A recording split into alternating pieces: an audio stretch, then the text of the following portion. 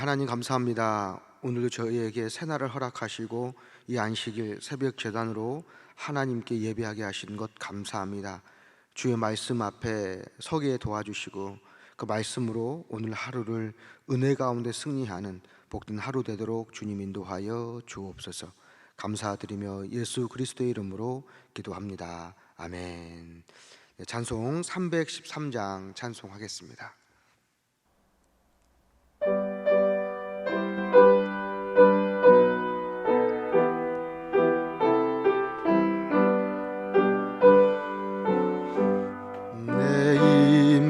예수 내 주여, 이 죄인이 주님 앞에 한없는 은혜 받고서 내 생명 모두 드리오니 그 풍성하시는 종의 주 내게 내려주소서.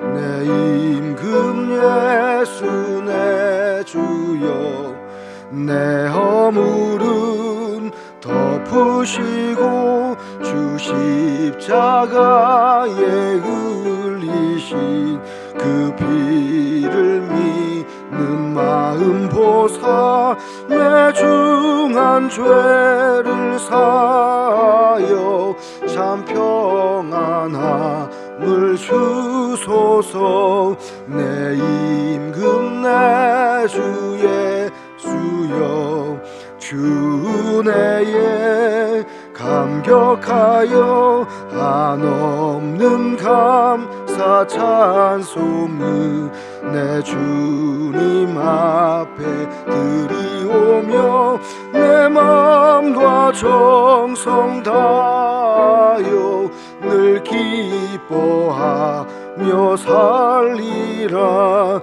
내 임금 예수 내 주여, 이 마음과 이 천한 몸 그 보배 피로 값주고 주 친히 사신 것이오니 나 이제 사나 죽으나 주 뜻만 따라 살리라. 아멘. 이 시간 하나님께서 우리에게 주실 말씀은 고린도전서 7장 17절로 24절까지의 말씀입니다. 고린도전서 7장 17절로 24절까지의 말씀 제가 봉독하겠습니다. 오직 주께서 각 사람에게 나눠주신 대로 하나님이 각 사람을 부르신 그대로 행하라. 내가 모든 교회에서 이와 같이 명하노라. 할례자로서 부르심을 받은 자가 있느냐? 무할례자가 되지 말며 무할례자로 부르심을 받은 자가 있느냐? 할례를 받지 말라. 할례 받는 것도 아무것도 아니요 할례 받지 아니하는 것도 아무것도 아니로되 오직 하나님의 계명을 지킬 따름이니라. 각 사람은 부르심을 받은 그 부르심 그대로 지내라. 내가 종으로 있을 때에 부르심을 받았느냐 염려하지 말라. 그러나 내가 자유롭게 될 수 있거든 그것을 이용하라. 주 안에서 부르심을 받는 자는 종이라도 주께 속한 자유인이요 또 그와 같이 자유인으로 있을 때에 부르심을 받은 자는 그리스도의 종이니라. 너희는 값으로 사신 것이니 사람들의 종이 되지 말라. 형제들아, 너희는 각각 부르심을 받은 그대로 하나님과 함께 가라. 아멘. 이 말씀은 살아계신 하나님의 말씀입니다. 고린도 교회는 여러 가지 문제들이 있었습니다. 그래서 고린도전서는 성도들의 삶의 실제적인 문제들을 다루고 있는 서신서인데요. 때문에 오늘날 우리가 살아가고 있는 우리들의 교회들의 모습 속에도 고린도 교회와 같은 모습들을 살펴볼 수가 있다라는 것입니다. 특히 오늘 이 본문은 할례 문제와 복음을 받아들인 그 종과 그 자유인의 그 갈등의 문제들을 이 서신서가 이야기하고 있는데요. 그런데 이 본질적으로 이 두 가지 이 문제를 다루고 있지만 이 문제는 본질적으로 그 내용과 의미가 동일하다라고 할 수가 있습니다. 할례자와 무할례자와의 갈등, 종과 자유인 간의 갈등을 다루고 있는데요. 그러니까 예수 그리스도를 믿는 한 공동체 안에서 이질적인 두 세력, 두 그룹 간의 이 갈등 속에서 과연 이 바울 사도는 고린도 교회에게 주신 그 말씀을 통하여 오늘날을 살아가고 있는 저와 여러분 가운데 어떤 말씀을 주고 있는가, 이 말씀을 살펴보는 것이 오늘 본문의 이야기라고 할 수가 있겠습니다. 제가 오늘 말씀의 제목을 부르심 그대로라고 정하였습니다. 17절에 있는 본문을 그대로 사용한 것인데요, 그 본문을 제가 다시 읽어 드리도록 하겠습니다. 오직 주께서 각 사람에게 나누어 주신 대로 하나님이 각 사람을 부르신 그대로 행하라. 내가 모든 교회에서 이와 같이 명하노라. 17절에 나와 있는 각 사람을 부르신 대로 그대로 행하라는 말씀은 우리가 내가 아닌 다른 성도의 관계를 맺게 될 때 우리가 기본적으로 갖추어야 할 그 자세를 잘 보여주고 있다라는 겁니다. 모든 사람은 각양각색의 기질과 성품을 따라 부르심의 자리가 모두 다릅니다. 때문에 다른 사람을 바라볼 때 나의 입장이 아닌 다른 사람, 타자의 입장을 통하여서, 그러니까 그 사람을 부르신 하나님의 입장에서 그들을 바라보는 것이 중요하다라는 것이죠. 마찬가지로 다른 사람이 살고 있는 삶의 자리, 그가 속해 있는 그런 환경을 이해하고 존중하라는 의미가 있습니다. 게이트웨이 커뮤니티 처치에 그 존 바크 목사님이라는 분이 계시는데요, 이 목사님 쓰신 책 중에서 있는 모습 그대로 오라라는 그런 책이 있습니다. 그 책의 제목 속에서 그 책의 의미를 모두 살펴볼 수가 있는데요, 제가 오래전에 정말 감명 깊이 읽었습니다. 이 책의 내용은 다른 사람이 가지고 있는 모습 그대로, 공동체에 들어오는 사람들은 각자 여러 가지 모습을 가지고 있는데요, 때로는 우리가 생각하기에 죄악된 모습을 그대로 가지고 오기도 한다라는 겁니다. 그러니까 예수님을 믿었지만 아직도 그 죄의 문제가 무엇인지 모르고 그 모습을 가지고 그대로 교회에 오는데, 그 모습을 우리의 관점으로 그들을 바라보는 것이 아니라 그 모습 그대로 바라볼 때 그 사람이 있는 모습 그대로 주님 앞에 나아올 수 있다라는 의미입니다. 17절의 본문 속에서도 한 번 더 다시 그 이야기를 끄집어낼 수가 있는데요, 17절 본문에 각 사람에게 나누어 주신 대로라는 본문 내용이 있지 않습니까? 각 사람에게 나누어 주신 대로, 이 말은 무슨 말이냐면 예수 믿기 전의 모습이 어떠한 모습일지라도 그 모습 자체가 하나님께서 용납하시고 나누어 주시는 모습이라는 겁니다. 그러니까 예수님 믿고 난 다음의 모습이야 당연히 하나님의 섭리 가운데 있겠지만 그 전에도 마찬가지라는 겁니다. 하나님께서 나누어 주시는 모습대로 우리가 살아왔다라는 것이죠. 그것을 인정하고 하나님의 관점에서 바라보아야 한다라는 겁니다. 바울은 왜 이와 같은 말씀을 고린도 교회에 전하는 것인가? 18절 이하의 본문에 보게 되면 알 수가 있는데, 그 본문에서 할례 문제를 정확히 지적하고 있습니다. 첫 번째가 바로 할례 문제라는 것이죠. 유대인은 태어난 지 8일 만에 할례를 행하지 않습니까? 그러니까 이미 유대인이 예수님을 믿게 되면은 이미 할례가 되어 있습니다. 그런데 문제는 유대인이 아닌 이방인들 중에서 예수님을 영접한 사람이 있을 거 아니에요? 그 사람은 어떻습니까? 할례를 받지 않았습니다.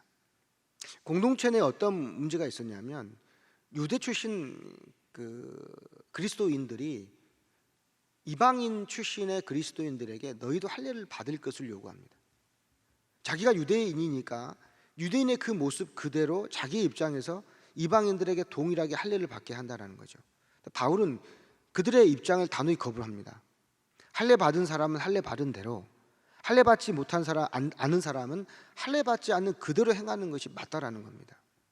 그게 중요하지 않다라는 의미인 것이지요. 그때 이 바울은 이 고린도 교회의 말씀을 19절을 통해서 이렇게 분명히 말씀하잖아요.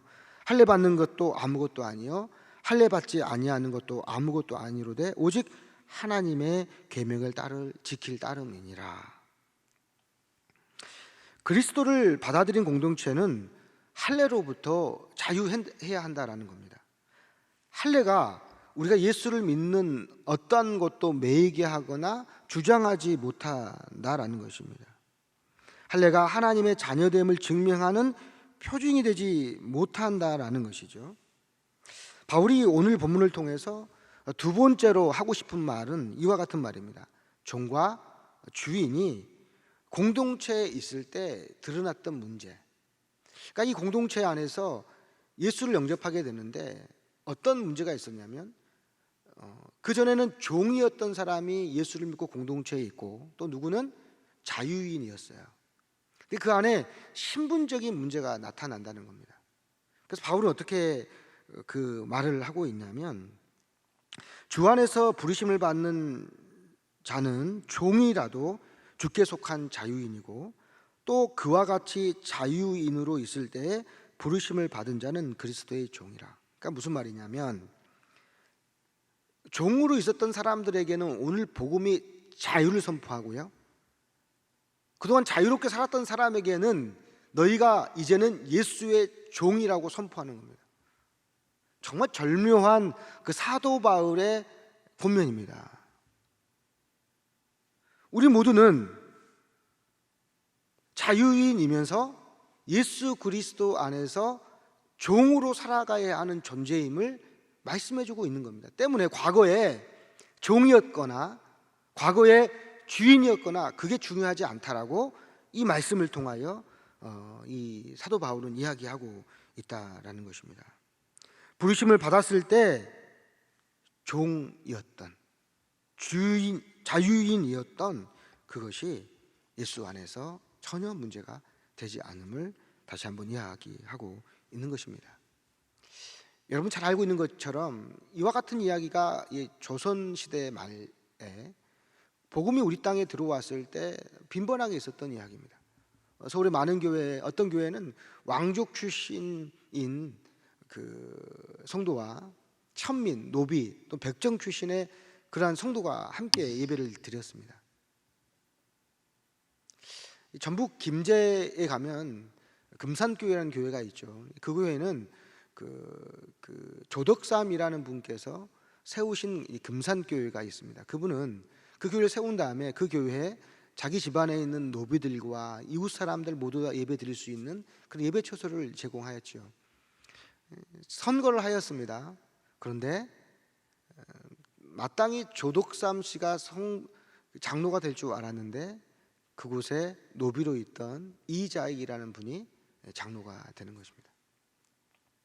근데 조덕삼 씨는 그 이자익 장로님을 극진히 모셨습니다. 그리고 그분께서 신학교에 들어가 목사가 될 때에도 극진히 섬기며 교회 목사로 청빙까지 하였던 것이죠. 그리고 나중에 이 조덕삼 씨도 장로님이 됩니다. 이자익 목사님이나 조덕삼 장로님 이 모두는 그리스도의 복음 안에서 자유를 누렸기 때문에 이 관계가 이어지는 겁니다. 양쪽에 어떤 한 사람이라도 예수 안에서 자유를 경험하지 못하면 과거의 자기 신분 때문에 관계를 맺지 못합니다. 양반 출신은 노비와 관계를 맺지 못하고 노비 또한 양반 출신과 관계를 맺을 수가 없는 것입니다. 때문에 이 자유는 사람의 관계 속에서 관계를 이어주는 중요한 매개체가 된다라는 것이겠죠. 얼마 전에 우리 교회도 항정직 선거를 하지 않았습니까? 선거에 되지 않았던 간에 우리 모두가 이 조덕삼 장로님과 이자익 목사님과 같은 섬김과 그런 섬김을 위한 자유함, 부르심에 대한 자유함이 있어야 할 줄로 믿습니다. 그래서 오늘 본문에서 23절과 24절에 이렇게 마무리하고 있습니다. 너희는 값으로 산 것이니 사람들의 종이 되지 말라.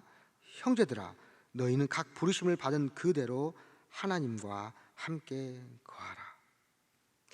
무슨 말씀입니까?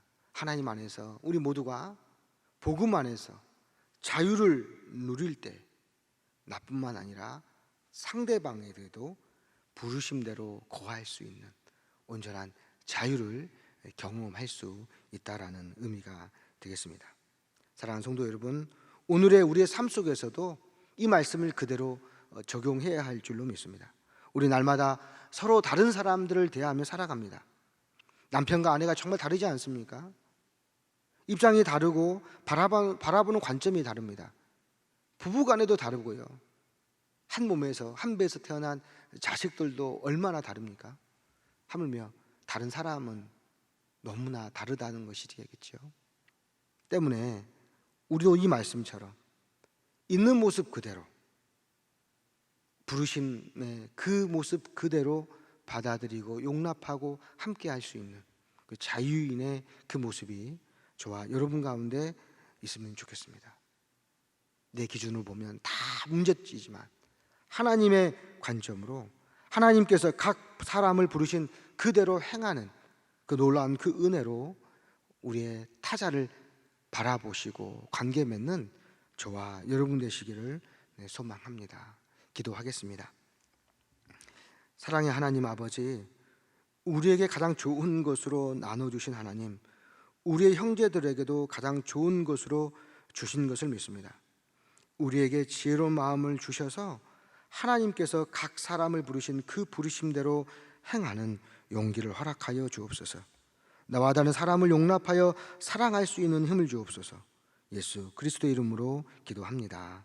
아멘. 하늘에 계신 우리 아버지, 아버지의 이름을 거룩하게 하시며 아버지의 나라가 오게 하시며 아버지의 뜻이 하늘에서와 같이 땅에서도 이루어지게 하소서.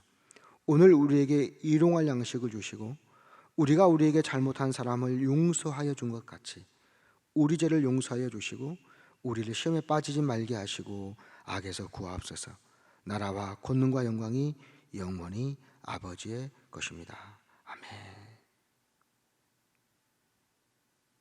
오늘 말씀을 생각하면서 함께 기도의 자리로 나가면 좋겠습니다.